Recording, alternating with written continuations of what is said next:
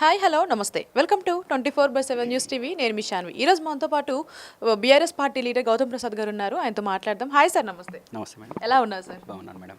Yeah sir, after suspension తర్వాత మన తీన్మార్ మల్లన్న గారు ఈ రోజు మన కేటీఆర్ గారిని కలవడం జరిగింది. అసలు ఎందుకు కలిశారు, దాని వెనక ఉన్న రీజన్ ఏంటి ఏమైనా తెలుసా?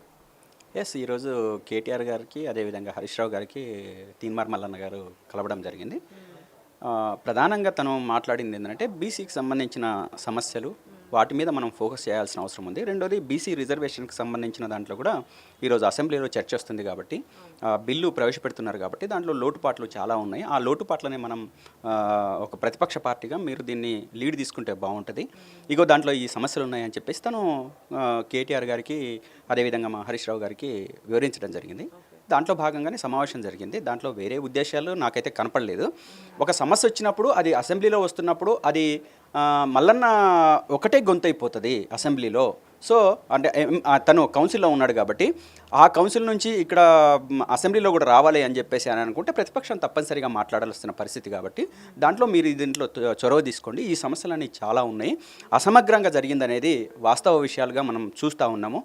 ఇది సర్వే, ఆ సర్వేలో అనేక లోటుపాట్లు ఉన్నాయి కాబట్టి, సమస్యలు ఉన్నాయి కాబట్టి వాస్తవ లెక్కలు ఇవి అని చెప్పి తను చెప్పడానికి ప్రయత్నం చేసినట్లుగా మాకు తెలిసింది.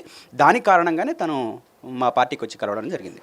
గతంలో ఆయన బీఆర్ఎస్ నుంచి కాంగ్రెస్కి రావడం జరిగింది. కాంగ్రెస్ నుంచి ఏదైతే సస్పెన్షన్ జరిగిందో ఆ టైంలో ఆయన బీజేపీకి వెళ్ళబోతున్నారంటూ కొంత న్యూస్ అనేది వైరల్ అయింది.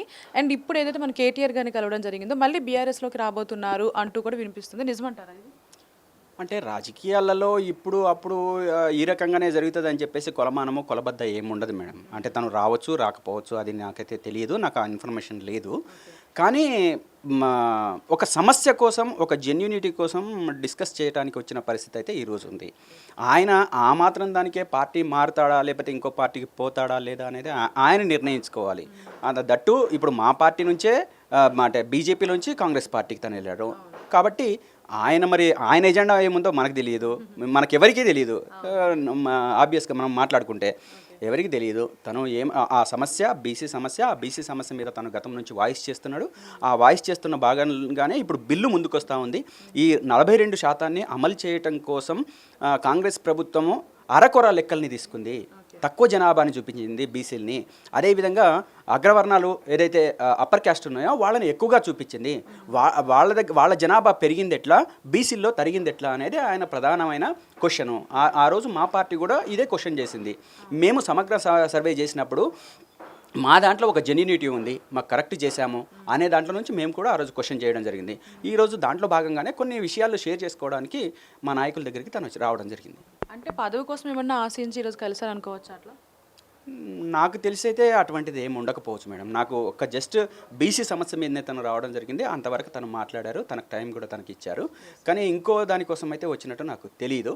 ఒకవేళ ఆయన మనసులో మళ్ళీ రేపు పార్టీ ఏమన్నా పెడితే మళ్ళీ పార్టీ ఏమన్నా ఆలోచిస్తుందో తెలియదు. కానీ నాకు తెలిసి అటువంటిది అయితే ఉండకపోవచ్చు 99%.